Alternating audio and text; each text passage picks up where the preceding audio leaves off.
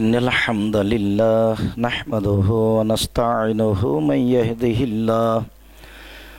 يهده الله فلا مضل له ومن يضلل فلا هادي له وأشهد أن لا إله إلا الله وحده لا شريك له وأشهد أن محمدا عبده ورسوله أما بعد فإن خير الحديث كتاب الله وخير الهدى هدى محمد صلى الله عليه وسلم وشر الأمور محدثاتها وكل محدثة بدعة وكل بدعة ضلالة وكل ضلالة في النار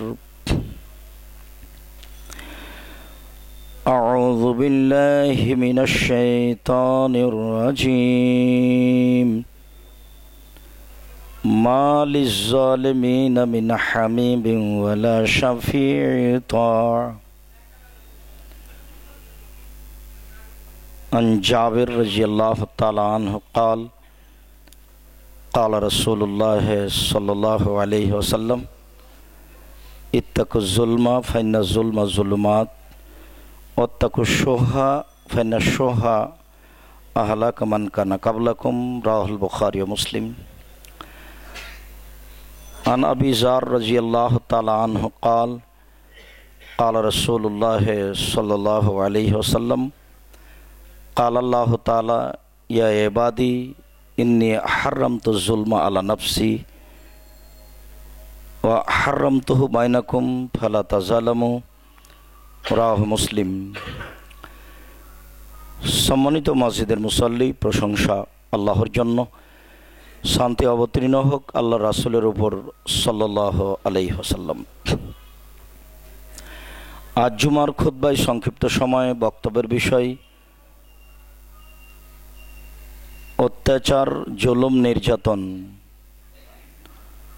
পরবর্তী জুমায় আমাদের ধারাবাহিকভাবে আলোচনা থাকবে ঈমান ও আমল ইনশাআল্লাহ। অত্যাচার, জুলুম, নির্যাতন সম্পর্কে এক গুরুত্বপূর্ণ সংক্ষিপ্ত তথ্যবহলের বিবরণের চেষ্টা করব ইনশাআল্লাহুল আজিজ। সম্মানিত মসজিদের মুসল্লি, যেসব কারণে মানুষের সরাসরি জাহান্নাম ঘোষণা হয়েছে তার একটি বড় অপরাধ, বড় পাপ হচ্ছে জুলুম করা, অত্যাচার করা, নির্যাতন চালানো। যেসব কারণে অতীতের বড় বড় জাতি ধ্বংস হয়ে গেছে, সেসব এলাকাগুলি আজও ধ্বংস হয়ে আছে। সেসব এলাকায় মুহাম্মদ সাল্লাল্লাহু আলাইহি ওয়াসাল্লাম যেতে আশঙ্কা, ভীতি বোধ করতেন। তিনি বলতেন, হয়তোবা এসব এলাকা দিয়ে আমরা পার হলে আমরাও ধ্বংস হয়ে যাব, তাদের অত্যাচারের অধীনে আমরাও পড়ে যাব বলে তিনি আশঙ্কা পোষণ করেছেন, যার পরিণাম ভয়াবহ, যা বিচারের মাঠে বুঝিয়ে দিতে হয়। তাই আমরা একাধিক দিন সময়ে সময়ে বলে থাকি। আবু হুরায়রা রাদিয়াল্লাহু তাআলা আনহু বলেন, রাসূল সাল্লাল্লাহু আলাইহি ওয়াসাল্লাম বলেছেন, জুলুম, নির্যাতন এমন একটি জিনিস যার ফল মানুষ দুইবার ভোগ করে, ইহকালও ভোগ করে, পরকালও ভোগ করে। সে বুঝতে পারুক আর না পারুক, তবে পরকালেরটি খুব কঠিন। আল্লাহ নবী বলেন, লা তুআদ্দুন্নাল হুকুকা ইলা আহলিহা, প্রত্যেকটা হকদারের হককে যথাযথভাবে বিচারের মাঠে বোঝানো হবে। যারা মাজলুম, তার যতটুকু হকদার তাকে তা দেওয়া হবে।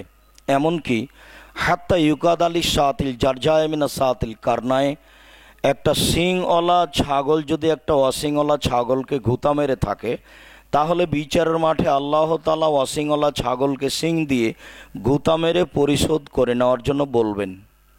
মানুষের তো বিচার হবেই, জুলুমের তো বিচার হবেই। পশু প্রাণীও যদি জুলুম করে থাকে তাহলে পশু প্রাণীরও বিচার হবে, তবে তাদের জাহান্নাম জান্নাত হবে না। তবে বিচারের মাঠে তাদেরকে শাস্তি ভোগ করতে হবে বলে মুহাম্মদ সাল্লাল্লাহু আলাইহি সাল্লাম বলেছেন।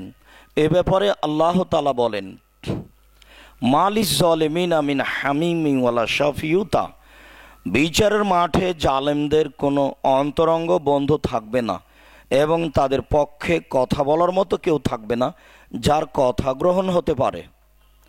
জালেমের পক্ষে কেউ যদি কথা বলতে চায় তাহলে তার কথা গ্রহণ হবে না বা কথা বলারও কোনো অনুমতি হবে না এবং তার কোনো অন্তরঙ্গ বন্ধুও থাকবে না বলে আল্লাহ তাআলা উল্লেখ করেছেন। আল্লাহ তাআলা বলেন, অমালিস জালেমিনা মিন নাসির, যারা অপরাধী জালেম মানুষের প্রতি অত্যাচার করেছে তার কোনো সাহায্যকারী থাকবে না। আপনাদের ঢাকা কেন্দ্রীয় কারাগারে ২০ বছর থেকে লোকটা জেলে আছে, সে নিজেও জানে না আমি কেন জেলে আছি। বলেন তো সে কত বড় মাজলুম। জজও জানে না ঘটনা কি, উকিলও জানে না ঘটনা কি, ব্যক্তিও জানে না ঘটনা কি। তার স্ত্রী আছে, তার ছেলে মেয়ে আছে, সাধ করে সে স্ত্রীর পাশে দাঁড়াতে পারে না, সাধ করে সে বাচ্চার মাথায় হাত লাগাতে পারে না।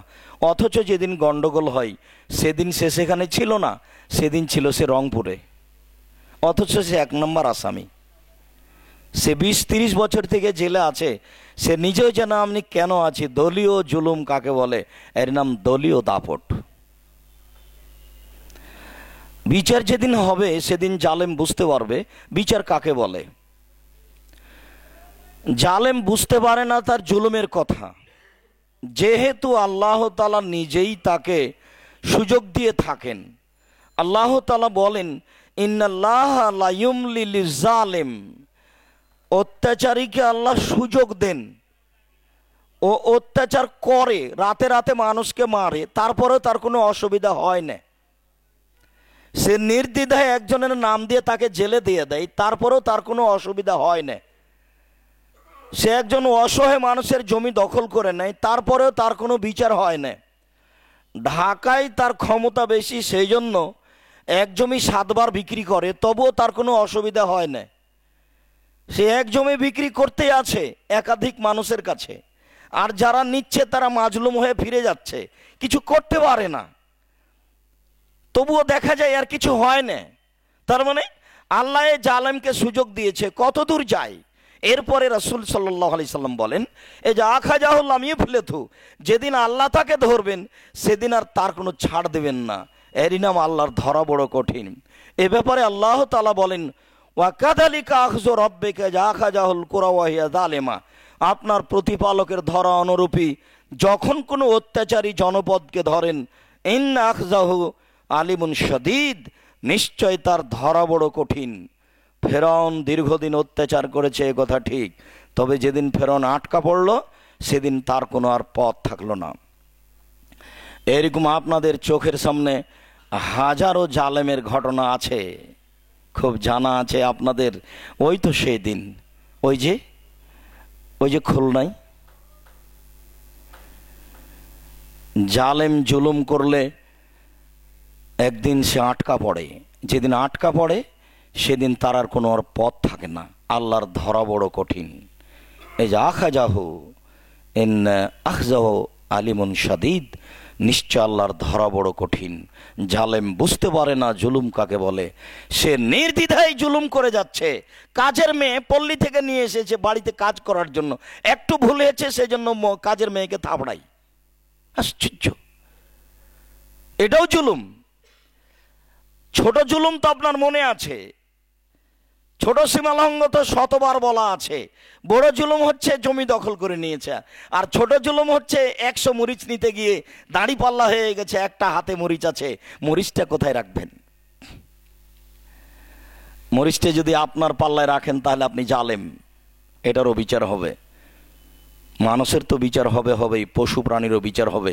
জালেম বুঝে না জুলুম কাকে বলে। যেদিন সময় আসবে সেদিন বুঝতে পারবে, তবে বুঝতে পেরে কোনো লাভ হবে না, সেদিন চেতনা কোনো ফলে আসবে না। জুলুম হচ্ছে অজু সেই ফিগাইরে মাহালিহি, প্রত্যেক জিনিসকে তার সই স্থানে না রেখে অন্য স্থানে রেখে দেওয়ার নামই হচ্ছে জুলুম। এটাই অত্যাচার, সেটা ছোট হোক আর বড় হোক। সামাজিকভাবে যখন মানুষ অর্থ সম্পদের অধিকারী হয়, যখন মানুষ নেতা হয়, তখনই মানুষ জুলুম করতে শিখে। তাই তো অতীতে জমিদারেরা অধীনস্থ মানুষের প্রতি জুলুম করত। তাই তো ইংরেজ সরকার নীল চাষে বাধ্য করে মানুষের প্রতি জুলুম করেছে। যখনই মানুষের অর্থ সম্পদ বেশি হয় তখনই মানুষ অধীনস্থ মানুষের প্রতি জুলুম করতে সামান্যত দ্বিধা করে না। জমিদারেরা এই কারণেই অধীনস্থ মানুষের প্রতি জুলুম করত। যখনই মানুষের দলীয় দাপট আসে তখন আর ভাবে না আমার এই ক্ষমতা ধ্বংস হবে কি হবে না, সে নির্দ্বিধায় আর একজনের প্রতি জুলুম করা জায়েজ মনে করে, ভালো মনে করে, সুবিধা আসলেই মনে করে যে এটা করা লাগবে, জুলুম করাই তার ভালো কাজ। একটা ছেলেকে কাজে নিয়েছে, আহমদ নেই, আহমদ নেই, আহমদ জি, এই কোথায় গেছিলে, এক থাপড় দিয়ে গাল ফাটিয়ে দেবো। আশ্চর্য, ও হয়তো বা কোথায় দাঁড়িয়ে ছিল, আপনার কথা শুনেনি, শুনলেই সে তাড়াতাড়ি আসবে, তাই তো এসেছে। তো তৃতীয়বার আসার পরই আপনি বললেন তোর গাল ফাটিয়ে দেবো, মানে এটাই জুলুম। এভাবে কথা কেন? ক্ষমতা থাকলেই করতে হবে, বল হিসাব বিচার হবেই হবে। মানুষ জানে না মানুষ কাকে বলে। 1,99,999 জন পুরুষ নারী জানে না মানুষ কাকে বলে। ও নিজেকে এমনিতেই মানুষ মনে করে, আরো 5 জন মানুষ নিজেকে মনে করে, তাই সে নিজেকে মনে করে। ওই যে কবরে যখন জিজ্ঞাসা করা হবে মোহাম্মদকে, আমি বলতে পারছি না, লোকে যা বলতো আমি তাই বলতাম। ঘটনা এরকমই হচ্ছে। নাহলে মানুষ কেন মানুষের প্রতি নির্যাতন করে, অত্যাচার করে? একটু সামান্য সুযোগ আসলেই কেন আর সে তাকে মূল্যায়ন করতে পারে না? অধীনস্থ 3 বছর 6 মাস কাজ করলো, বেতন দিব বলেছে, 6 মাস যখন পার হলো, বেটা এখান থেকে কেটে পড়লেন না, দাঁত ভেঙে দেবো, তখনও চলে গেছে। দেশে বিদেশে সব জায়গায় হয়। 3 বছর পরে মালিক বলছে বিদেশে যে তোমার টাকা হবে না, তুমি চলে যাও। টিকিটটা দিয়ে বিমানবন্দরে ঢাকা পাঠিয়ে দিয়েছে। তার বাপ আছে, মা আছে, আত্মীয় স্বজন টাকা ঋণ করে গেছে, এরই নাম জুলুম। আবু জার গেফারি রাদিয়াল্লাহু তাআলা আনহু বলেন, রাসূল সাল্লাল্লাহু আলাইহি ওয়াসাল্লাম বলেছেন, আল্লাহ তাআলা বলেন, ইন্নী হাররামতু যুলমা আলা নাফসি, আমি আল্লাহ নিজের প্রতি অত্যাচার করা হারাম করেছি। আমি আল্লাহ নিজের প্রতি অত্যাচার করব না। ওয়া জালতুহু মুহাররামান, জুলুম করা কাজটাকে আমি নিজে হারাম করেছি। ফালা তাজালামু, অতএব তোমরা পরস্পরে জুলুম করো না। কাজের মেয়েকে গালি দিও না, অধীনস্থ জনগণকে থাপ্পড় মারতে শিখো না। রিক্সাওয়ালা বেশি টাকা চেয়েছে, সেই জন্য তার উপরে তাকে থাপ্পড় মারো না। ভুলেও মানুষের নামে জেল জুলুম হাজতে দিয়ে নিজেকে সফল মনে করিয়েন না। তারও স্ত্রী, আহাল পরিবার আছে, সে নিজেও জানে না আমি 30 বছর থেকে কেন জেলে আছি। আপনি এটা স্বাভাবিক মনে করেন? আপনার স্ত্রী নিজের কাছে আছে, ছেলে মেয়ে নিজের কাছে আছে, আনন্দ ফুর্তিতে সময় কাটান, সেও তো মানুষ।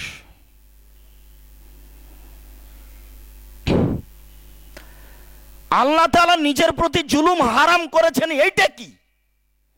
আল্লাহ বলছেন আমি জুলুম নিজের উপরে করব না। মানে প্রিন্সিপাল ছাত্রদের যত টাকা মেরে নিয়েছেন, এই যে প্রিন্সিপাল ভাইস চ্যান্সেলর জুলুম করেছেন, এই টাকা যদি আল্লাহ ক্ষমা করে দেন, এ তো ছাত্রদের টাকা, আল্লাহ যদি ক্ষমা করে দেন তাহলে আল্লাহ হবেন অত্যাচারী। ওই কথাটা আল্লাহ বলেছেন আমি এটা করব না। রিক্সাওয়ালাকে থাপ্পড় মারলেন আপনি, আর ক্ষমা করে দিবেন আল্লাহ, এই উল্টা কাজ আল্লাহ করেন না, এটারই নামই জুলুম। আল্লাহ বলছেন ওই কাজ আমি করব না, আমি করতে পারলেও করব না। তুমি রিক্সাওয়ালাকে খুঁজে তার হাত ধরে ক্ষমা নাও, আমি কেন এখানে? আমি থাপ্পড় মেরেছি? আমার সাথে যেটা সম্পৃক্ত জেনাবে বিচার, সেটা আমি দেখতাম, সুদ ঘুষছে সেটা আমি দেখতাম, তুমি এটা করেছো সেটা তোমার ব্যাপার, তুমি দেখে নাও। আমি অত্যাচার ক্ষমা করব না। কোটি টাকা আত্মসাৎ করে কাবা ঘরের গিলাপ ধরে ক্ষমা চাইলে হবে? ইন্নী হারামতু যুলমা আলাইয়া, আমি আত্মসাৎ করা কাজটাকে নিজের উপরে ক্ষমা করা হারাম করেছি। আমি আল্লাহ এই কাজ করব না। আমি অত্যাচার আমার উপরে হারাম করেছি, আমি আল্লাহ অত্যাচার আমার উপরে হারাম করেছি, আমি আল্লাহ অত্যাচার আমার উপরে হারাম করেছি। মেরেছ তুমি, ক্ষমা করব আমি, এই অত্যাচার আমি করি না। তুমি ক্ষমা নাও তার হাত ধরে। আর এই কাজটাকে আমি টোটালি হারাম করেছি, অতএব মানুষ তোমরা পরস্পরে অত্যাচার করো না। জাবের রাদিয়াল্লাহু তাআলা আনহু বলেন, রাসূল সাল্লাল্লাহু আলাইহি ওয়াসাল্লাম বলেছেন, ইত্তাকু যুলমা ফাইন্না যুলমা যুলুমাতুন। পৃথিবীর মানুষ, তোমরা অত্যাচার করা থেকে বেঁচে থাকো, নিশ্চয় অত্যাচারের ফলাফল হলো অন্ধকার। অত্যাচারের ফলাফল হলো জাহান্নাম। তবে অনেক সময় আল্লাহর নবী পাপের পরিণতি জাহান্নাম বলেছেন, কিন্তু অত্যাচারের পরিণতি জাহান্নাম না বলে অন্ধকার বলেছেন। জাহান্নামও দেখা যায়, কিন্তু অন্ধকার দেখা যায় না কিছু। তার মানে ওর চেয়ে এটা অনেক বড় অপরাধ। জাহান্নাম থেকে তাৎক্ষণিক ফিরে আসতে পারে, কিন্তু জুলুম করে ফিরে আসা যায় না যতক্ষণ পর্যন্ত এর ফলাফল সমাধান না হচ্ছে। যেহেতু আল্লাহ এটা করবেন না, তাহলে কি হবে? এটার একটা ফল আছে যা আলোচনা শেষে আসবে। এটা তো অন্ধকার। এটা যদি সরাসরি জাহান্নাম হয়ে যেত, তাহলে 200 বছর, 500 বছর, 5 দিন, 50 দিন পরে আবার জাহান্নাম থেকে বের হয়ে চলে আসতো। কিন্তু এটা এমন একটা ব্যাপার হয়ে গেছে, এটা অন্ধকার, একে আর খুঁজে পাওয়া যায় না। এর সমাধান ভিন্ন, এর সমাধান জাহান্নাম দিয়ে নয়, এর সমাধান বিচারের মাঠে হবে। এই জন্য এটাকে বলা হয়েছে অন্ধকার। পরের বাক্যে রাসূল সাল্লাল্লাহু আলাইহি ওয়াসাল্লাম বললেন, ওয়াত্তাকু শুহা ফাইন্না শুহা আহলাকা মান কানা ক্বাবলাকুম। কৃপণতা থেকে বেঁচে থাকো, কৃপণতা তোমাদের পূর্বের মানুষকে ধ্বংস করেছে। আমি আপনাদেরকে মাঝে মধ্যে বলে থাকি যে 10 টাকা ইনকাম করেন তার 2 টাকা দান করার খেয়াল রাখবেন। যদি দান না করেন তাহলে আপনার ভিতরে কৃপণতা বিরাজ করছে। এই কথাটা বুঝাতে গিয়ে রাসূল সাল্লাল্লাহু আলাইহি ওয়াসাল্লামের ওই কথাটা বলেছি। আল্লাহ রাসূল বলছেন, আল্লাহুম্মা ইন্নী আউযুবিকা মিনাল বুখল। আল্লাহ, তোমার কাছে আমি কৃপণতা থেকে বাঁচতে চাই। আমাদের নবী দিনরাত বলতেন, আল্লাহ আমি তোমার কাছে কৃপণতা থেকে বাঁচতে চাই, আল্লাহ তোমার কাছে আমি কৃপণতা থেকে বাঁচতে চাই। রাসূল সাল্লাল্লাহু আলাইহি ওয়াসাল্লাম বলেছেন, 3 শ্রেণীর মানুষ ধ্বংস হবেই হবে। তার এক শ্রেণীর মানুষ হচ্ছে সহনমতা, যে কৃপণতাকে মেনে নেয়, সে ধ্বংস হবেই হবে। রাসূল সাল্লাল্লাহু আলাইহি ওয়াসাল্লাম বলেছেন, লা ইয়াদখুলুল জান্নাতা বাখিল। কৃপণ জান্নাতে যাবে না। যে যা ইনকাম করে, জমি জায়গায়, অর্থ সম্পদে, বাড়ি ঘরে, টাকা পয়সা, যেভাবে যে ইনকাম করে, সে যেন কিছু পয়সা দানের পথ খুলে দেয়। এটা জরুরি, নইলে সে কৃপণ। সে তখন ইবাদত করার পরে বিচারের মাঠে সফল হতে পারবে না। জান্নাতে যাওয়ার এটা একটা বড় মাধ্যম, অবশ্যই এটা খেয়াল করে রাখবেন। সালাম দেওয়ার সাথে সাথেই একবারে হুড় করে তাড়াহুড়া করে মসজিদ থেকে বের হয়ে চলে যাচ্ছেন। প্রত্যেক দিন তো সামনে দিয়ে একটা বক্স পার হয়, কয় টাকা দান করেছেন? আসেন আর যান। কাকে দেখতে আসেন? কি হিসাব? বহুদিনই তো বলি, এখানে 50 টাকা 100 টাকা দিয়ে গেলে, 10 টাকা দিয়ে গেলে ও তো রাস্তায় যেতে যেতে খরচ হয়ে গেছে। আর মোবাইলের গল্প, প্রেমের গল্প করতে করতে তো 100,000 টাকা চলে গেল। বিবেক আর আসে না যে কত দূর গেল। হিসাব কেন ওখানে? হিসাব এখানে হয় না? অবশ্যই এ কথা জরুরি। যে কথার ফাঁকা আপনাকে কথা বলেছি, গরিব মানুষ যদি বাজারে গিয়ে দামি মাছ কিনে, তাহলে আল্লাহ তার সাথে কথা বলবেন না। আর ধনী মানুষ যদি বাজারে সবচেয়ে দামি মাছ না কিনে, তাহলে সে জান্নাতে যাবে না। নেন এবার, ধনী মানুষ যদি বাজারে গিয়ে সবচেয়ে দামি মাছ না কিনে, তাহলে দামি মাছটা নষ্ট হবে। যে কিনে নিয়ে গেছে সে ক্ষতিগ্রস্ত হবে। আপনি হবেন কৃপণ, আপনার জন্য আর জান্নাত হবে না। সবাই ক্ষতিগ্রস্ত, আপনিও, মাছটাও, যে কিনে নিয়ে গেছে সেও। আর যদি গরিব মানুষ কিনে, তাহলে আল্লাহ তার সাথে কথা বলবেন না। বোকিং আর বোকামি করার জায়গা পাও না, তোমার সাথে আমার কথাই নেই।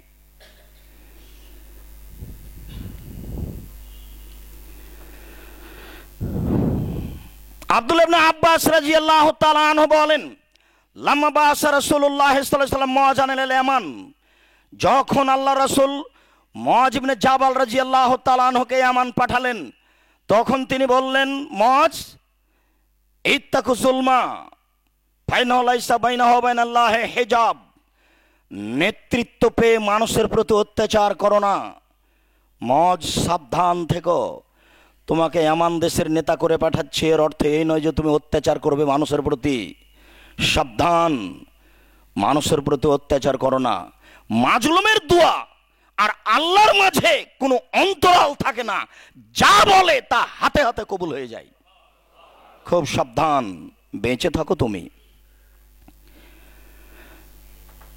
খালিদ ইবনে সাবিত আল জোহানি রাদিয়াল্লাহু তাআলা আনহু বলেন, রাসূল সাল্লাল্লাহু আলাইহি ওয়াসাল্লাম বলেছেন, ইত্তাকু যুলমা ফাইনাহা তুসআদু আলা সামাই কানহা শারারাতুন।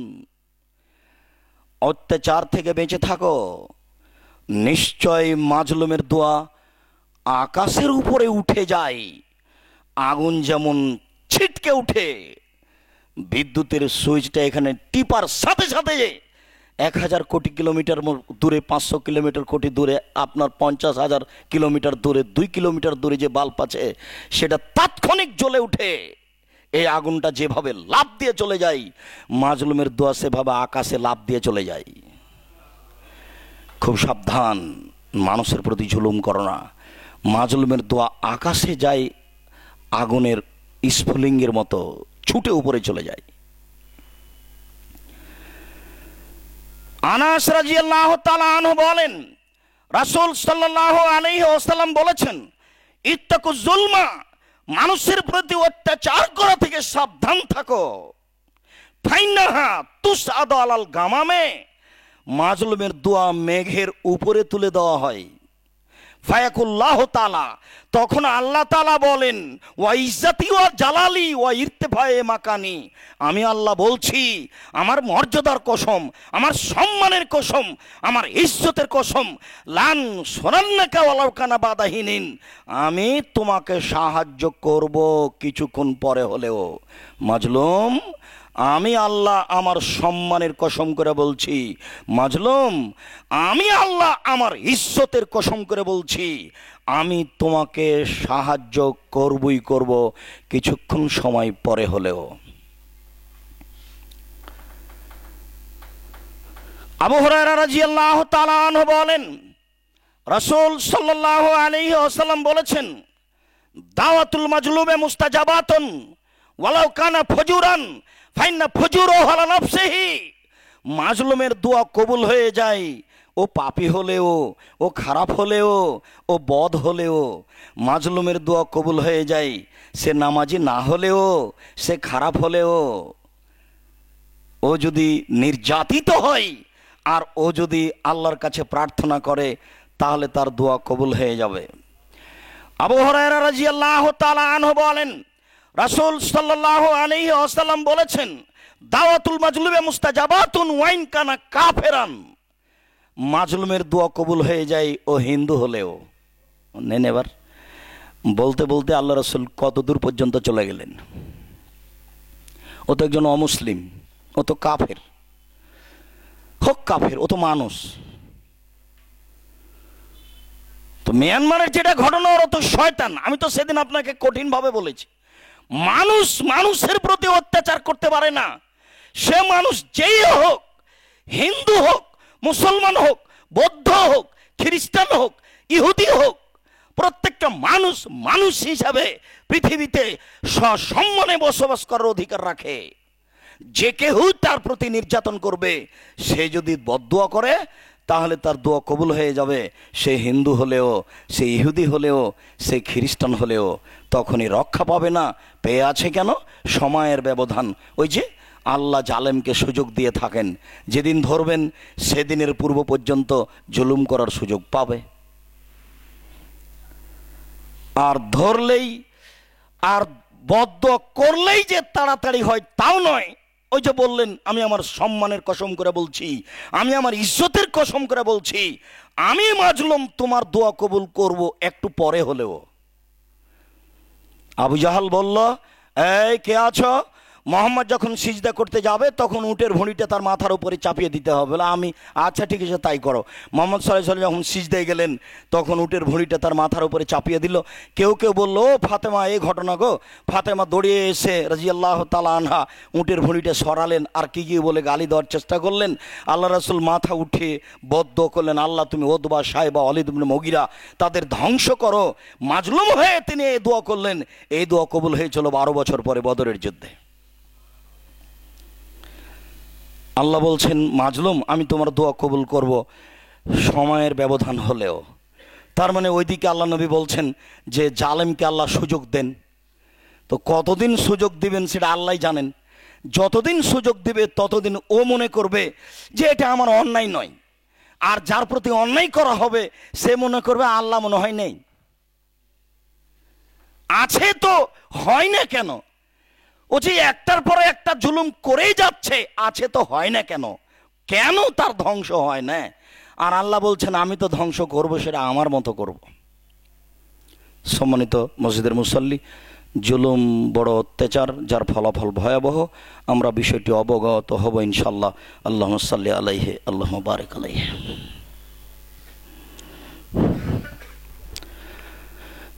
আলহামদুলিল্লাহি ওয়াহদা ওয়াসসালাতু ওয়াসসালামু আলা মান লা নাবিয়্যা বাদা।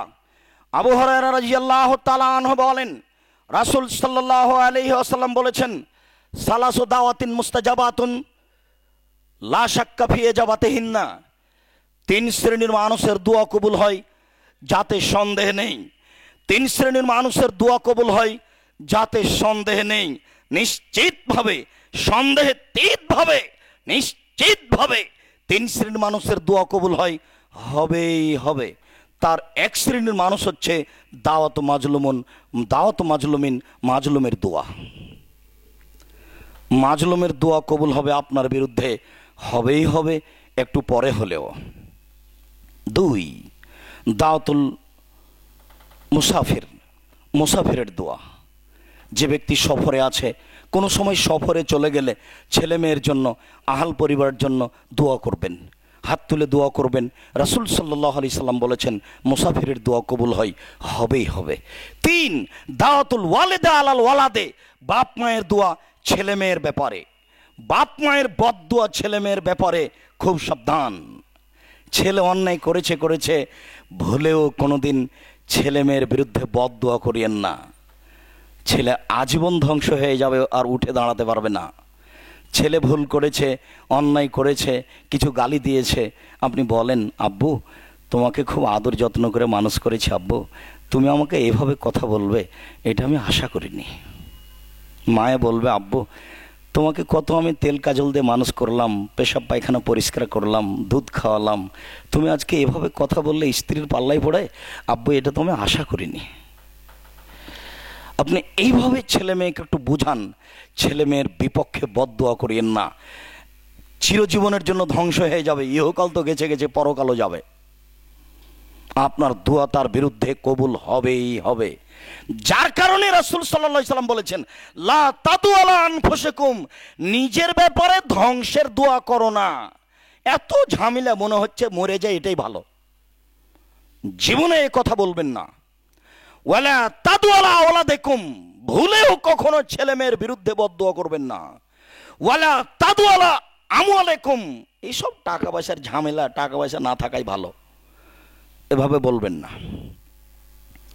সম্পদের উপরে বদদোয়া করবেন না, মনে থাকবে কি না। ছেলে মেয়ের ব্যাপারে বদদোয়া করবেন না, নিজের ব্যাপারে বদদোয়া করবেন না। রাসূল সাল্লাল্লাহু আলাইহি সাল্লাম কঠিনভাবে না করেছেন। মুসলিম, ভুলেও কোনোদিন ছেলে মেয়ের বিপক্ষে বদদোয়া করবেন না। ওর ইহকালও গেছে, পরকালও গেছে। দেখবেন একটু, 1 মিনিট। আবু হুরায়রা রাদিয়াল্লাহু তাআলা আনহু বলেন, রাসূল সাল্লাল্লাহু আলাইহি সাল্লাম বলেছেন, কানা ফি বানি ইসরাইল রাজুলুন ইকালা লাহু জুরাইজ। হাজার হাজার বছর পূর্বে একটা লোক ছিল, তার নাম ছিল জুরাইজ। ওয়াকানা ইসাল্লি ফি সাওমাতিহি, সে তার গির্জা ঘরে ইবাদত করত। ফাজাতহু উম্মুহু ফাদাতহু, ইবাদতের সময় তার মা আসলো, তার মা এসে তাকে ডাকলো। ফায়াকুলো, সে বলতে লাগলো আউসাল্লি আউজিবহা, মায়ের ডাকে সাড়া দিব না আমি সালাত আদায় করব। মায়ের ডাকে সাড়া দিব না আমি সালাত আদায় করব, মায়ের ডাকে সাড়া দিব না আমি সালাত আদায় করব। এই ভাবতে ভাবতে একটু দেরি হয়ে গেছে। তখন মায়ে বলছেন আল্লাহুম্মা লা তুমিথু হাত্তা তুরিয়াহু ওয়াজুহাল মুমিসাত, আল্লাহ তুমি এই ছেলের মরণ দিও না পতিতালয়ের মহিলার মুখ দেখা পর্যন্ত। আল্লাহ তুমি এই ছেলের মরণ দিও না পতিতালয়ের মহিলার মুখ দেখা পর্যন্ত। আল্লাহ তুমি এই ছেলের মরণ দিও না পতিতালয়ের মহিলার মুখ দেখা পর্যন্ত। কথা শেষই হয় না, কানাফি সমাতি, জোরাইজ গির্জা ঘরে ছিলেন। ফাতাতে ইমরাতুন, একজন মহিলা আসলো। কাল্লামাথু, মহিলা তার সাথে কথা বলল। ফাবা জোরাইজ জেনার কথাটি নাকচ করলো। ফা তার রাইয়ে মহিলা একটি রাখালের কাছে আসলো। ফামকানাথু রাখালকে জোর করে ধরে তার সাথে জেনা করলো। ফাওয়ালাদাত তারপর বাচ্চা জন্ম দিল। ফাকালাত হুয়া মিন জোরাইজ তারপরে জনসমাজে বলল বাচ্চাটি জোরাইজের। মহিলা জনসমাজে বলল বাচ্চাটি জোরাইজ। ফাতাউহু জনগণ জোরাইজের কাছে আসলো। ফাকাসারুহ তার গির্জাঘরকে ভেঙে ধুলা ধুলা করে দিল। ওয়ানজালুহ তাকে গির্জাঘর থেকে টেনে হেঁচড়ে রাস্তায় নামিয়ে দিল। ওয়াসাব্বুহ এলাকাবাসী তাকে অকথ্য ভাষায় গালি দিল, বেটা দর বেশি করো আবার জেনা করো। যার যা ইচ্ছে সেভাবে গালি দিল, যার যা ইচ্ছা সেভাবে উত্তম মধ্যম বলল, মারলো, তাকে গির্জাঘর থেকে টেনে বের করে দিল। ফাকামা ওয়া তাওয়াজ্জাফ সাল্লা রাকাতাইন জোরাইজ উঠলো, অজু করলো, 2 রাকাত সালাত আদায় করলো। ফাতাল ওয়ালাদ বাচ্চার কাছে আসলো, বলল মানাবুকা বাচ্চা বলো তো তোমার বাপকে। বাচ্চা বলল রাই আমার বাপ রাখাল। বুখারী মুসলিম। জনগণ বলল নাবনাও সৌমাতা কাবিজ যাহাবে আমরা গ্রামবাসী তোমার গির্জাঘর স্বর্ণ দিয়ে বানিয়ে দিব। কালা লা জি না, আমার গির্জাঘর স্বর্ণ দিয়ে বানাতে হবে না, ইল্লা বিত্তরাব মাটি দিয়ে বানাতে হবে, যা ছিল তাই করে দিতে হবে। আপনাকে আমি কি বলতে চাইছি ভুলে গেছেন? কি বলতে চাচ্ছি, ভুলেও কোনোদিন ছেলে মেয়ের বিরুদ্ধে বদদোয়া করবেন না। আপনার খুশি থাকাই হচ্ছে তার জন্য আশীর্বাদ, আপনার মনটা খারাপ থাকাই হচ্ছে তার জন্য অভিশাপ। যদিও রাসূল সাল্লাল্লাহু আলাইহি সাল্লাম লোকটাকে বললেন লোকটা যুদ্ধে যেতে চাই, তাহলে রাসূল বলছেন হাল্লাকা মিন উম্মিন তোমার মা আছে? তুমি জি হ্যাঁ আমার মা আছে। তখন আল্লাহ নবী বলছে আল জেমাহা তোমার মাকে তুমি নিয়ে থাকো। ফাইনাল জান্নাতা ইনদা রিজলিহা জান্নাত তার পায়ের নিচে, তোমার মায়ের পায়ের নিচে। জান্নাত মায়ের পায়ের নিচে, কথাই ঠিক, ওই কথাই ঠিক যেটা শতদিন শুনেছি। আরে তুমি বাপ মায়ের হক কি করবে? হুমা জান্নাত কা না রে কা, তারাই দুজন তোমার জাহান্নাম, তারাই দুজন তোমার জান্নাত, তারাই দুজন তোমার জাহান্নাম, তারাই দুজন তোমার জান্নাত, ওরাই তোমার জাহান্নাম, ওরাই তোমার জান্নাত, ওরাই তোমার জাহান্নাম, ওরাই তোমার জান্নাত। তোমার বাপ মা তোমার জাহান্নাম, তোমার বাপ মা তোমার জান্নাত। বলেও কোনোদিন বাপ মায়ের বিরুদ্ধে কথা বলবেন না। আর আপনাকে বলছি বলেও কোনোদিন ছেলে মেয়ের বিরুদ্ধে মুখ খুলিয়েন না। আপনি ছেলে মেয়ের বিরুদ্ধে মুখ খুললে তার ইহকালও গেছে, তার পরকালও গেছে। রাসূল সাল্লাল্লাহু আলাইহি সাল্লাম বলেন 3 শ্রেণীর মানুষের দোয়া কবুল হবেই। তার 1 শ্রেণীর মানুষ হচ্ছে বাপ মায়ের দোয়া ছেলে মেয়ের বিরুদ্ধে।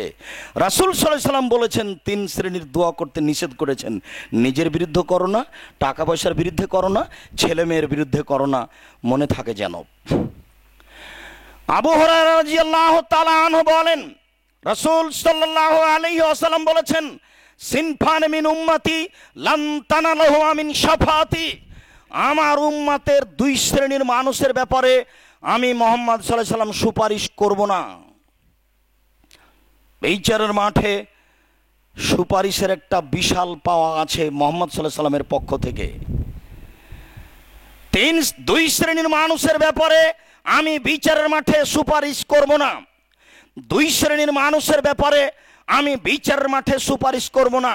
1 ইমামুন জালুমুন গাসুম অত্যাচারী আত্মসাৎকারী নেতা। অত্যাচারী আত্মসাৎকারী দায়িত্বশীল। নেতৃত্বের সুযোগ আসলেই জুলুম হয়, এটা স্বাভাবিক। তার ব্যাপারে আল্লাহ বিচারের মাঠে কথা বলবেন না, আল্লাহর নবী তার ব্যাপারে সুপারিশ করবেন না। ব্যক্তি যখনই নেতৃত্ব পায় তখনই আত্মসাৎ করে। মসজিদের মুতাল্লি হলেও, মসজিদের সভাপতি হলেও, মাদ্রাসার সভাপতি হলেও তখনই সুযোগ হলেই সে আত্মসাৎ করে, সুযোগ হলেই সে অধীনস্থ মানুষের প্রতি অত্যাচার চালায়। রাসূল সাল্লাল্লাহু আলাইহি সাল্লাম বলেছেন আমি তার ব্যাপারে বিচারের মাঠে কথা বলবো না, সে যত বড়ই পরহেজগার হোক না কেন। অকুল্ল গালিন মানে প্রত্যেক যারা সীমা লঙ্ঘন করে কথা ও কর্মে, যারা অতিরিক্ত কথা বলে, যারা অপ্রয়োজনীয় কথা বলে, যারা অপ্রয়োজনীয়ভাবে অর্থ সম্পদ ব্যয় করে, প্রত্যেক যেখানে কথা ও কর্মে সীমা লঙ্ঘন হয় আমি মুহাম্মদ সাল্লাল্লাহু আলাইহি সাল্লাম তার ব্যাপারে সুপারিশ করব না। কথা বললেও মুসলমানকে হিসাব করে বলতে হয়। বুঝেও বুঝে না ওরা, অন্তর আছে বুঝে না, দেখেও দেখে না ওরা, চক্ষু আছে দেখে না, শোনেও শোনে না ওরা, কান আছে শোনে না। উলায়েকা কালা নাম, তারা হলো পশু প্রাণীর মতো, তারা গরু ছাগলের মতো, তারা কুকুর শ্রীগালের মতো, বালহা আজাল, বরং তার চেয়ে খারাপ। পশু প্রাণী তো খারাপ, কুকুর শ্রীগাল তো খারাপ হলো, তো তার চেয়ে খারাপ কে? তার চেয়ে খারাপ মানুষ। সেটা কিভাবে? জুলুম করেছে জন্য। জুলুম কিভাবে করলো? বলে 10 বছর হলো বাপ মরা, এখন পর্যন্ত বোনকে জমি দেয়নি। আরে আশ্চর্য! এই ছেলে, তোমার দাদা, তোমার বাপেরও যতটুকু বাপ, তোমার ফুফুরও ততটুকু বাপ না? তোমার ফুফুর বাপ হতে কিছু 19-20 আছে নাকি? 19-20 নেই তো 90 শতক জমি রেখে গেছে। তোমার বাপ পাবে 60 শতক, তোমার ফুফু পাবে 30 শতক, তোমার বাপ পাবে সকালে, তোমার ফুফু পাবে বিকেলে, এরকম না একসাথে পাবে? তো 10 বছর হলো তোমার বাপ তোমার ফুফুকে জমি দেয়নি যে? তোমার বাপ কুকুর শ্রীগালের চেয়ে খারাপ, ও জালেম, ওর ব্যাপারে আল্লাহ বিচারের মাঠে কথা বলবেন না, আল্লাহ রাসূল বলবেন না। তোমার আব্বাকে গিয়ে বলিও, আব্বা ভাগ্যে যদি ভিক্ষা করা থাকে ভিক্ষা করে খাবো। পৃথিবী সৃষ্টির 50,000 বছর পূর্বে আমার ভাগ্য লেখা হয়েছে। যেদিন আমার মায়ের পেটে আমি 3-4 মাস, সেদিন আমার ভাগ্য আবার লেখা হয়েছে। যদি ভিক্ষা করা থাকে ভিক্ষা করে খাবো, ফুফুর জমি খাবো না। সন্ধ্যা হতে হতে আগে জমি বুঝিয়ে দেন, তারপরে কোনো কথা। ঢাকায় এসেছেন ব্যবসা করে, এখানে এক জমি 3 বার বিক্রি করেন কেন? কিসের দলীয় দাপট দেখাচ্ছেন? কিসের ক্ষমতা? যেই দিন ক্ষমতা হারিয়ে যাবে সেদিন কেউ পক্ষে থাকবে না। অতীব ভয়াবহ দিন, অন্ধকার আসছে, সেই দিন থেকে বেঁচে থাকুন। জালেম যারা, তাদের এলাকাকে আল্লাহ নবী ভয় করতেন। জালেম যারা, জালেমকে তো আল্লাহ নবী ভয় করতেনই, জালেমের এলাকা যেগুলি সেগুলিকে আল্লাহ নবী ভয় করতেন। আব্দুল্লাহ ইবনে ওমর রাদিয়াল্লাহু তাআলা আনহু বলেন, মারা রাসূলুল্লাহ সাল্লাল্লাহু আলাইহি সাল্লাম বিহিজরিন, রাসূল সাল্লাল্লাহু আলাইহি সাল্লাম ওই আদ সম্প্রদায় যেসব এলাকায় ধ্বংস হয়ে গেছে, আদ জাতি, সামুদ জাতি যেসব এলাকায় ধ্বংস হয়ে গেছে, ওইসব এলাকা দিয়ে আল্লাহ রাসূল পার হচ্ছিলেন। তিনি বললেন, লা তাদখুলু মাসাকিনাল্লাযিনা যালামু আনফুসাহুম, সঙ্গী সাথী শোনো, তোমরা ওই এলাকা দিয়ে পার হয়েও না যারা নিজের প্রতি অত্যাচার করেছে, যারা জালেম, তোমরা তাদের এলাকা দিয়ে পার হয়েও না। আইউসিবাকুম মা আসাবাহুম, হয়তোবা তাদের যা হয়েছে তোমাদের তা হবে, হয়তোবা তাদের যা হয়েছে তোমাদের তাই হবে, হয়তোবা তাদের যা হয়েছে তোমাদের তাই হবে। 5,000 বছর পরে, 5,000 বছর পরে, 5,000 বছর আগে ঘটেছে ঘটনা। 3,000 বছর আগে ঘটনা ঘটেছে। 3,000 বছর পরে মোহাম্মদ সাল্লাল্লাহু আলাইহি ওয়াসাল্লাম বলছেন, জানো ওসব গ্রামে যায় না, হতে পারে তাদের যা হয়েছিল তোমাদের তাই হবে, তবে ইল্লান তাকুনা, বাকি না, কাঁদতে কাঁদতে যাও। আল্লাহ ধ্বংস করো না আমাদের, আল্লাহ তুমি ধ্বংস করো না আমাদের। 2 চোখের পানি ঝরতে থাকবে আর পার হবা। এই কতটুকু বলা শেষ হওয়ার পরেই ফাক্কান্না রাসাহু, তার মাথায় একটা চাদর ছিল গায়ে, সেই চাদরটা দিয়ে মাথা ঢেকে নিলেন। ওয়াসরা সায়রা, দ্রুত পার হলেন। হাত্তা আজাজালোয়া দিয়ে দৌড়িয়ে উপত্যকা পার হয়ে গেলেন মোহাম্মদ সাল্লাল্লাহু আলাইহি ওয়াসাল্লাম। আমি আপনাকে নবীর ঘটনা শোনালাম, বুখারী মুসলিম, নগদ ঘটনা শোনাচ্ছি, নগদ। রাসূল সাল্লাল্লাহু আলাইহি সাল্লামের নিজস্ব বিবরণ শোনাচ্ছি। তিনি মাথায় কাপড় দিয়ে ঢেকে দ্রুত এলাকা দিয়ে পার হয়ে গেলেন। বলেন জালেম কি জিনিস? লোকটা 20 বছর থেকে জেলে আছে, আপনি বুঝতে পারেন না? ও তো জেলে আছে আপনার দলীয় দাপটে। মসজিদ থেকে বের হওয়ার পরে আগেই তওবা করবেন, জিন্দেগিতে এই পাতায় আর পা দেব না, রুজি কিভাবে আছে সেটা দেখবো, না হলে দেশে ফিরে যাব। বাপের 10 শতক জমি আছে, ওখানে বেগুন লাগিয়ে খাবো, এই কাজ করব না। সিদ্ধান্ত এখনই নিতে হবে, এই মুহূর্তেই নিতে হবে। জুলুমের চেয়ে বড় কাজ, বড় অপরাধ, বড় পাপ জেনা চুরিও নয়। তার মানে এর ফল হলো অন্ধকার। অধীনস্থ মানুষজনের প্রতি অত্যাচার করা ঠিক নয়, এটা নেহায়েত অন্যায়, এরই নাম জুলুম। আবু হুরায়রা রাদিয়াল্লাহু তাআলা আনহু বলেন, রাসূল সাল্লাল্লাহু আলাইহি ওয়াসাল্লাম বলেছেন, মান কানাত লাহু মাজলামাতান লিআখিহি, কোনো মানুষের যদি তার ভাইয়ের ব্যাপারে কারো সাথে কোনো অত্যাচার থেকে যায়, ফালইয়াতাহাল্লালহু মিনহাল ইয়াওমা, আজকেই যেন সংশোধন করে নেয়। 2 ভাই, একজন এ দল একজন ওই দল, দিন রাত চলছে। এই ছেলে তোমাকেও বলছি, মিনিরজি আমিন শাইন মান সম্মানে যদি কারো প্রতি জুলুম করেছ, যে কোনো ব্যাপারে কারো প্রতি জুলুম করেছ, সামান্যতম জুলুম করেছ। সম্মানের ব্যাপারে হতে পারে।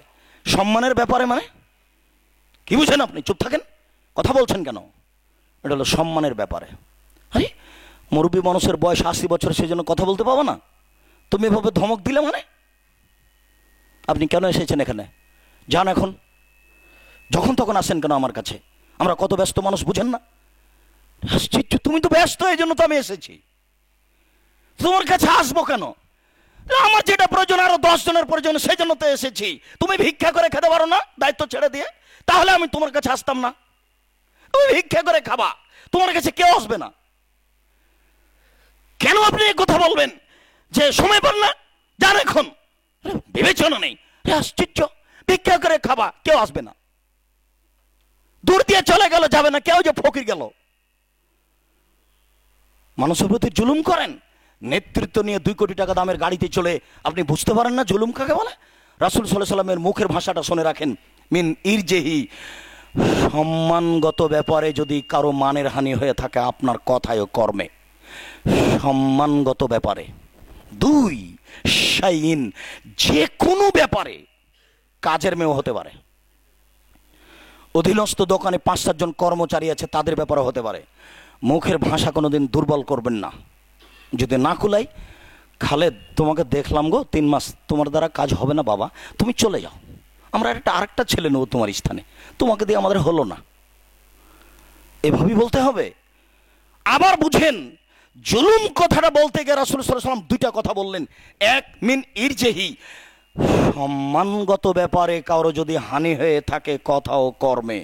2 মিন শাইইন, শাই, যে কোনো ব্যাপারে যদি কারো মান সম্মানের হানি হয়ে থাকে, কথা ও কর্মে, হাতে টাকা পয়সাতে জুলুম হয়ে থাকে, ফালইয়াতাহাল্লালহু মিনহু আল ইয়াউমা, আজই সমাধান করতে হবে, এখনই। মসজিদে সম্ভব হলে এখানেই, নইলে বাড়ি গিয়ে, নইলে শহর থেকে ঢাকা থেকে যখন বাড়ি যাব তখন, চাচা ওই কাজের কারণে আমার ভুল হয়েছিল, চাচা আপনি মনে কিছু নেবেন না, আমাকে ক্ষমা করবেন। এভাবেই বলতে হবে। আল্লাহ রাসূল বলেছেন এখনই, এই মুহূর্তেই, আজকেই।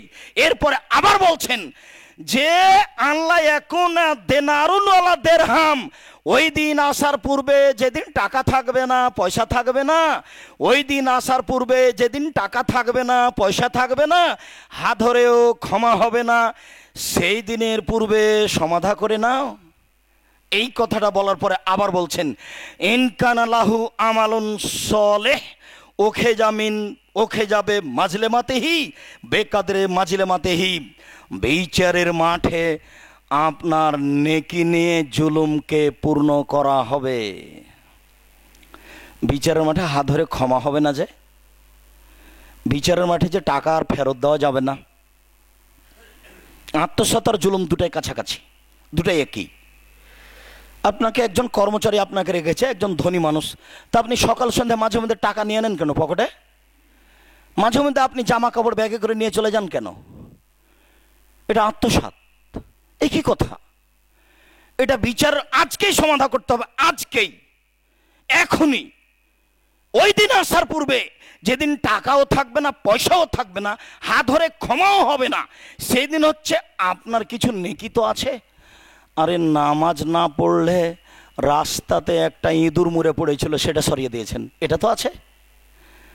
কষ্টদায়ক জিনিস রাস্তা থেকে সরিয়ে দিবে চেয়ারম্যান মেম্বার, এটা কথা নয়, আপনাকেও সরাতে হবে। আল্লাহ রাসূল সাল্লাল্লাহু আলাইহি ওয়াসাল্লাম বলছেন ওই যে লোকটা জান্নাতে চলে গেছে, ওই লোকটা জান্নাতে চলে গেছে। কেন? আরে রাস্তায় একটা গাছ পড়েছিল, কেটে সরিয়ে দিয়েছে, এই জন্য। বুখারী মুসলিম। তাহলে রাস্তায় ইঁদুরটা কুকুরটা মরে পড়ে আছে, ওটা চেয়ারম্যান সরাবে না আমি? না, বুঝাতে পারি না ভালো করে, আমি, আপনি, সবাই। আর বিনিময় জান্নাত, এই যে একটা নেকি আছে, এই নেকিটা বিচারের মাঠে মাজলুমকে দিয়ে দিতে হবে। এরপর আল্লাহ রাসূল বলছেন ফাইনলাম তাকুন লাহু হাসানা, যদি আপনার কোনো নেকি না থাকে, পাপ তো আছে। আপনার পাপ নয়, পাপ আছে মাজলুমের। ফাইন কানাত লাহু হাসানাতুন, আপনার যদি কোনো নেকি না থাকে, ওখে যা মিন সায়াতে সাহেবেহি, যাকে থাপ্পড় মেরেছেন তার পাপ নেওয়া হবে, আপনার উপরে চাপিয়ে দেওয়া হবে। এ হলো বিচার। এই বিচারের কথাটা আবার বলি।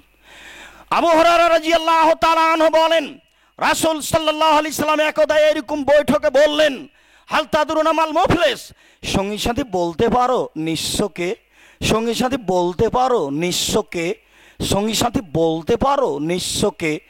কালু মাল্লা ফিনা দিনার অলা দিরহাম, নিঃস্ব হচ্ছে ওই যার টাকা পয়সা নেই, নিঃস্ব হচ্ছে সেই যার টাকা পয়সা নেই।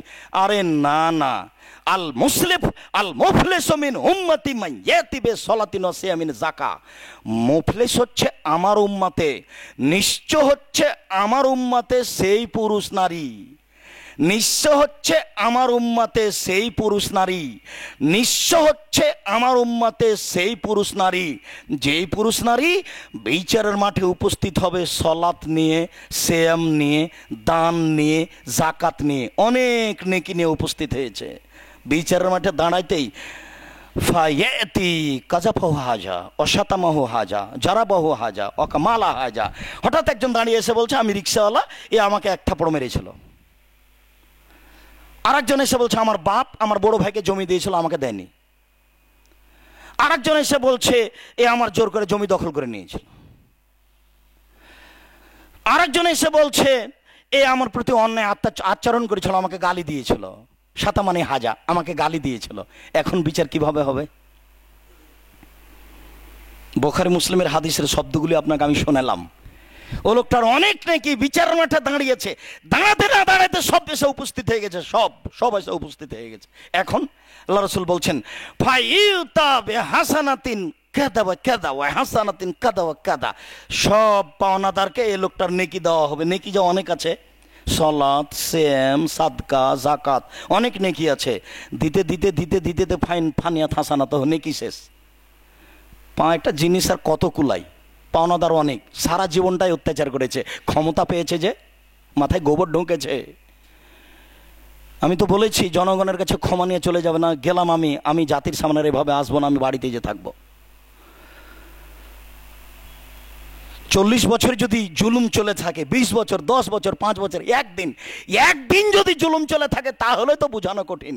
রাসূল সাল্লাল্লাহু আলাইহি ওয়াসাল্লাম বলছেন সব এসে উপস্থিত, ফানিয়াত হাসানাতহু, দিতে দিতে দিতে দিতে নেকি শেষ। তখন আল্লাহর ফালা ইউজা আলাইহি, এখনো লেনেওয়ালারা বাকি আছে, যারা নিবে তারা দাঁড়িয়ে আছে, ওরা যায়নি, এখনো বাকি আছে। তাহলে আল্লাহ রাসূল বলছেন ওখেজাত খাতায়াহুম, তাদের পাপ নিয়ে নেওয়া হবে, আর তোরে হাত আলাইহে, এর উপরে চাপিয়ে দেওয়া হবে, ও তোরে হাফিন্নারে, একে জাহান্নামে দেওয়া হবে। এ হলো বিচার জুলুমের, এটাই বিচার হলো আত্মসাতের। এটা ক্ষমা হবে না। এটা বিচারের মাঠে যখন আল্লাহ বলবেন ইবনা আদম লা তাইতানি বে করাবিলার যে খাতায়া সুম্মা লাকিতানি লা তুশরিবি শায়া লা তাইতা কবে করাবিহা মাগফিরা, এই আদমের ছেলেমেয়েরা শোনো, আজকে তোমরা উপস্থিত হয়েছো, আকাশ জমিন পরিমাণ পাপ নিয়ে তোমাদের শিরক নাই, তাহলে আমি ওই পরিমাণ ক্ষমা নিয়ে এসেছি। এর পরেও এই পাপ ক্ষমা হবে না, জুলুমের পাপ ক্ষমা হবে না, আত্মসাতের পাপ ক্ষমা হবে না। ওটা বিচারের মাঠে এইভাবে বিচার করা হবে, নইলে আজকেই সমাধা করতে হবে। রাসূল সাল্লাল্লাহু আলাইহি ওয়াসাল্লাম বলেছেন এখনই, আজকেই, এই মুহূর্তে আগে সমাধা, তারপরে কোনো কথা। আগে জমি ভাগ করেন, বোনকে আগে জমি দেন, তারপরে আজকে খাবেন। মসজিদের মুসল্লি আপনাকে অনুরোধ করে বলছি, 3 দিন পার হওয়া যাবে না, বোনের জমি আগে ভাগ করে দেন। রাস্তায় যাবেন আর হিসাব করবেন যে কোনটুকু তাকে দিব, কতটুকু তাকে দিব। আর এক জমি 7 বার বিক্রি করিয়েন না, এই ক্ষমতার 5 পয়সা দাম নাই। এটা খুব কঠিন ব্যাপার। আপনাকে ছেড়ে রেখেছেন সেই জন্য আপনি বুঝতে পারছেন না, আল্লাহর ধরা বড় কঠিন। সম্মানিত মসজিদের মুসল্লি, পৃথিবীতে মানুষের উপরে বিভিন্নভাবে অত্যাচার চালাচ্ছে। যখনই মানুষ ক্ষমতা পায় তখনই মানুষের প্রতি অত্যাচার করে। খুব সাবধান, অত্যাচারের ফলাফল অতীব ভয়াবহ। আল্লাহ, আমাদের যারা মারা গেছে তুমি তাদের কবরের শাস্তি মাফ করো, আমরা যারা অসুস্থ তুমি তাদের আরোগ্য দান করো, আমরা যারা বেঁচে আছি তুমি তাদেরকে তোমার রাসূলের পদ্ধতি অনুযায়ী চলার তৌফিক দান করো। আল্লাহ, জুলুম যদি আমাদের হয়ে থাকে ভুলে বা না বুঝে বা নিজের জন্য ঘটে থাকে, তাহলে তুমি তার সমাধা করার তৌফিক দাও। আল্লাহ, যেইভাবে সমাধা করা সহজ হবে সেইভাবে তুমি সমাধা করার পথ করে দাও। পরামর্শ শেষ কথাই যে খুব চেষ্টা করছেন, যার প্রতি অত্যাচার করেছেন তাকে সমাধা করার, তার সাথে, ও তো রিক্সাওয়ালা, ওকে খুঁজে পাবেন না। এখন কত কাকে বলেছেন, এখন কি হবে, মরার আগে কি পথ, তাই পরামর্শ দিয়ে গেলাম। এটা আলোচনায় এসেছে এই পরামর্শটা। সেটা হলো এই যে তার নামে কিছু টাকা পয়সা দান করে দেন, দিয়ে বলেন আল্লাহ সত্য সত্যই আমি সমাধা চাচ্ছিলাম, কিন্তু তাকে খুঁজে পায় না, খুঁজে পাওয়া সম্ভব নয়, তো তার পক্ষে এই টাকাটা আমি দিলাম, তুমি এই টাকাটার নেকি তাকে দিয়ে দাও, আর তুমি আমাকে এই জুলুম যে করেছি এ থেকে তুমি আমাকে রক্ষা করো। এই একটা আমি পরামর্শ দিচ্ছি, এই পরামর্শ করার চেষ্টা করেন। আল্লাহ কবুল করুক, আল্লাহুম্মা আমিন। আল্লাহ আমাদের যারা মারা গেছে তুমি তাদের কবরের শাস্তি মাফ করো, আমরা যারা অসুস্থ তুমি তাদের আরোগ্য দান করো, আমরা যারা বেঁচে আছি তুমি তাদেরকে তোমার রাসূলের পদ্ধতি অনুযায়ী চলার তৌফিক দান করো, জুলুম অত্যাচার থেকে আমাদের রক্ষা করো। এই দাবি, এই দোয়া তোমার দরবারে রেখে আজকের জুমার খুতবা এখানে শেষ করলাম। সাল্লাল্লাহু